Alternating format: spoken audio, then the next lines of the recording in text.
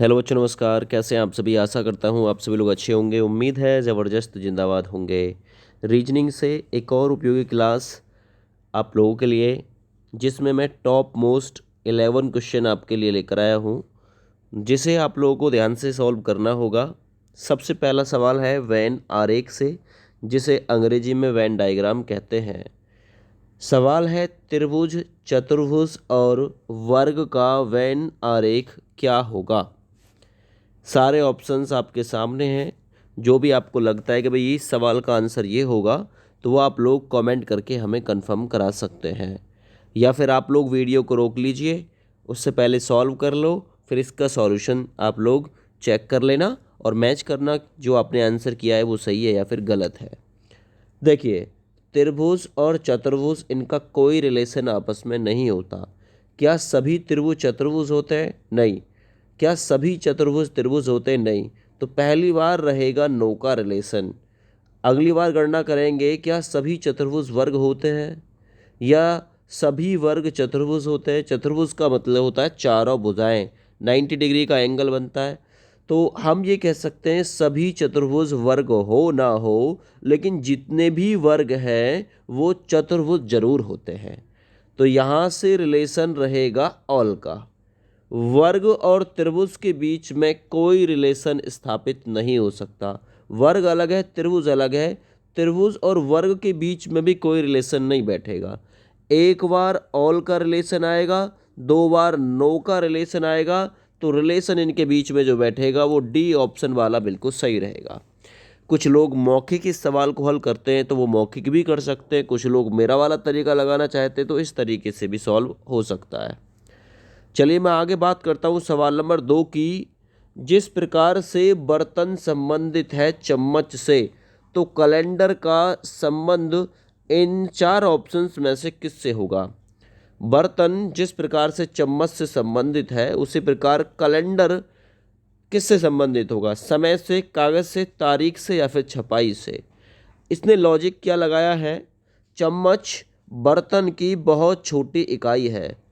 भाई बर्तन तो बहुत बड़े बड़े होते हैं, भगोना, पतीली, कढ़ाई, बहुत बड़े बड़े, लेकिन चम्मच सबसे छोटा हिस्सा होता है बर्तन का।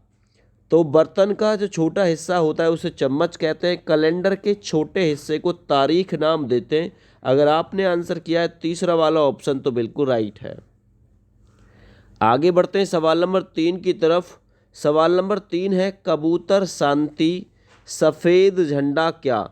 जिस प्रकार से आप लोग प्रतीक वगैरह पढ़ोगे तो उसमें कबूतर को शांति का दूत माना जाता है, कबूतर शांति का प्रतीक होता है। उसी प्रकार से सफ़ेद झंडा किसका प्रतीक है? जीत का, मित्रता का, युद्ध का या फिर आत्मसमर्पण का। तो सफ़ेद झंडा होता है आत्मसमर्पण का प्रतीक। आपने यदि आंसर किया 1 नंबर को, तो बिल्कुल आपका बिल्कुल राइट आंसर है।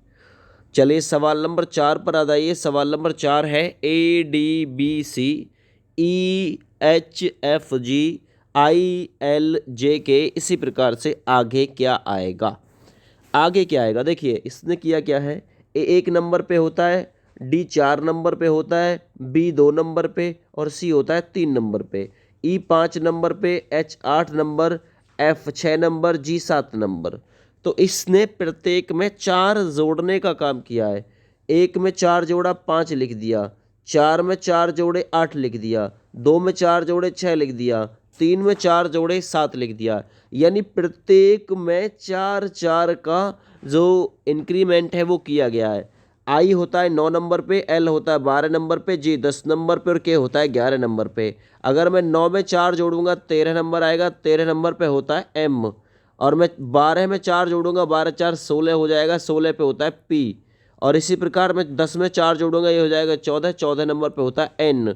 और 11 में यदि मैं 4 जोड़ूंगा तो 15 नंबर हो जाएगा और 15 नंबर पे होता है ओ।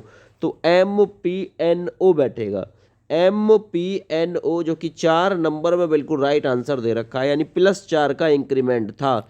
कभी समान सीरीज मिलती है तो कभी असमान भी मिलती है।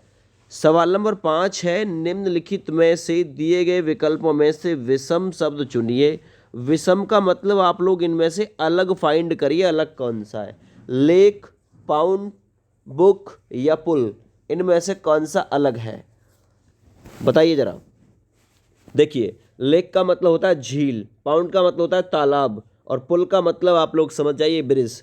तो ये कहीं ना कहीं तीनों, लेक भी, पाउंड भी और पुल भी, ये कहीं ना कहीं वाटर से संबंध रखते हैं, पानी से संबंध रखते हैं। इस प्रकार से इसमें बुक जो है वो अलग हो जाएगा। तो आपका आंसर इस सवाल का तीसरा नंबर या फिर सी नंबर अगर है तो बिल्कुल राइट है। आगे बढ़िए सवाल नंबर 6 की तरफ। घड़ी की घंटे की सुई 72 घंटे में कितने डिग्री का कोण बनाएगी या कितने चक्कर पूरा करेगी घंटे की सुई। घड़ी में 3 सुइयाँ होती हैं, एक होती है सेकंड की सुई, दूसरा होता है मिनट की सुई और तीसरी होती है घंटे की सुई। तो घंटे की सुई सुई के बारे में आपको बहुत अच्छे से पता है कि जो घंटे की सुई होती है वो 1 घंटे में 30 डिग्री का एंगल क्रिएट करती है, ठीक है ना। 1 घंटे में 30 डिग्री का एंगल क्रिएट करती है। उसी प्रकार से अगर मैं देखूं, है ना, 1 घंटे में 30 डिग्री और 12 घंटे में बनाती है 360 डिग्री का एंगल। लेकिन यहाँ पूछ रहा है 72 घंटे में कितने डिग्री का एंगल पूरा करेगी। तो इसके लिए सबसे पहले हमें ये आना जरूरी है कि घंटे की जो सुई होती है वो कितने चक्कर पूरा करेगी। तो आपको ये चीज़ फाइंड करना है। कैसे? 12 घंटे में 360 डिग्री, यानी कि एक चक्कर होता है घड़ी का 360 डिग्री का, एक चक्कर 360 डिग्री, और इस चक्कर को लगाने में 12 घंटे खा लेती है घड़ी। तो 72 घंटे में कितने चक्कर लगाएगी? तो 12 का भाग देना, 12 का भाग दोगे, 12 छिंग 72, यानी कि 6 चक्कर लगा देगी। बहुत आसान क्वेश्चन बन गया ये, ठीक है। आपसे एक क्वेश्चन और पूछ सकता है कि जो घंटे की सुई है वो 1 मिनट में कितने डिग्री का एंगल क्रिएट करती है। आपको इतना तो पता है, 1 घंटे में 30 डिग्री बनाती है, ठीक है ना। तो 1 मिनट में कितने डिग्री बनाएगी? तो आप लोग भाग दे सकते हैं 30/60, यानी 1/2 डिग्री या 0.5 डिग्री का एंगल क्रिएट करेगी। आगे बढ़िए। फोटोग्राफ में एक व्यक्ति की ओर संकेत करते हुए टीना ने कहा वह मेरे चाचा की पुत्री का भाई है। फोटोग्राफ में दिखाए गए व्यक्ति का टीना से क्या रिश्ता है। तो फोटोग्राफ में एक व्यक्ति की ओर संकेत करा, ये कोई व्यक्ति है जिसका फोटोग्राफ देखा है किसने? टीना ने। ये टीना है। दो सेफ इस प्रकार से बनाओगे। टीना ने कहा वह मेरे चाचा की पुत्री, वह मेरे चाचा। सबसे पहले बनाओगे टीना के पिताजी, ये टीना के पिताजी क्योंकि टीना से बड़े हैं। और इसने बोला है वह मेरे चाचा,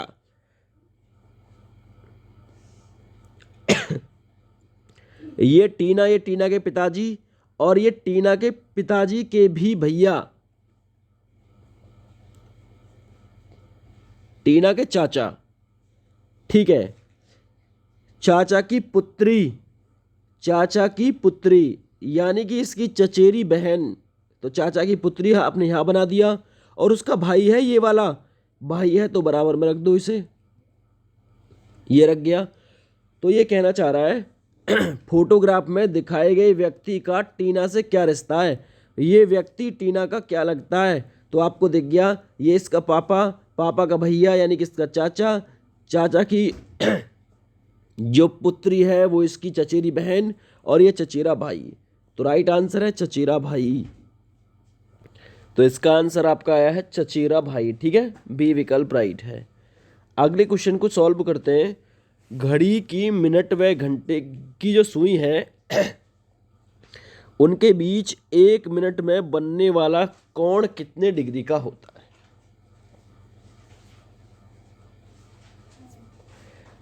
तो आप डायरेक्ट याद रखिएगा इसका, घड़ी की मिनट व घंटे की सुई के बीच जो 1 मिनट में एंगल बनता है वो 6 डिग्री का एंगल बनता है, ठीक है, याद रखो। सवाल नंबर 9 देखो। शब्दकोश के अनुसार यानी डिक्शनरी के अनुसार देखें तो चौथे नंबर पे कौन सा आएगा। तो शब्दकोश के अनुसार लगाइए। इसे सॉल्व किस प्रकार से करते हैं, जितने कॉमन है उतने वर्ड काट दो। 1 2 3 1 2 3 ऐसे सब में कॉमन है। अब इनका क्रम बनाओ।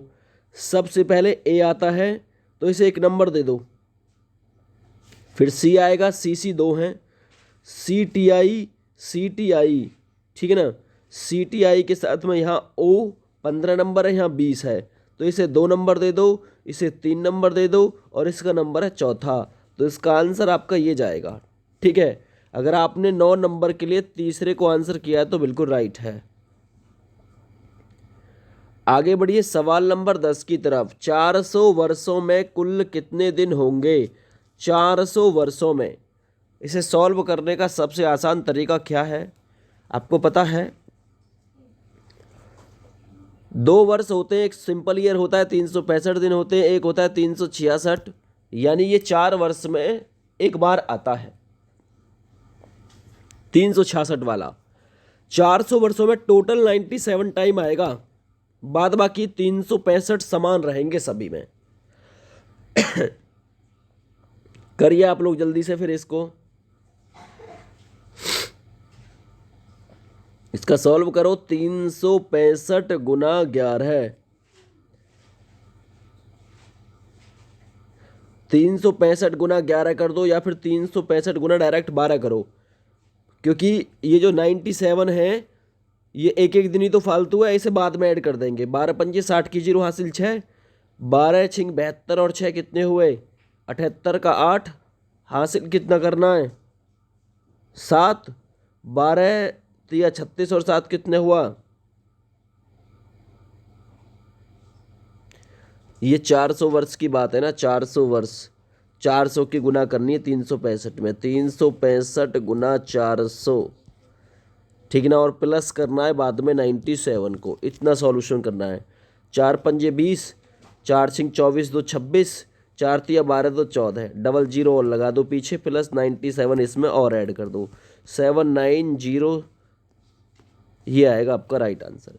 इसका सॉल्यूशन यही है। 400 वर्षों में ये देखो कितने लीप वर्ष होते हैं, 97, उसको एक साथ रख दो। अब ये मान लो प्रत्येक वर्ष में 365 ही दिन है, क्योंकि जो लीप वर्ष के कारण बढ़े हैं वो 97 बढ़े हैं।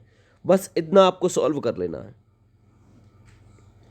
15 अगस्त 1947 को कौन सा वार था? तो याद रखना 15 अगस्त 1947 को शुक्रवार था, ऑप्शन तीसरा सही है।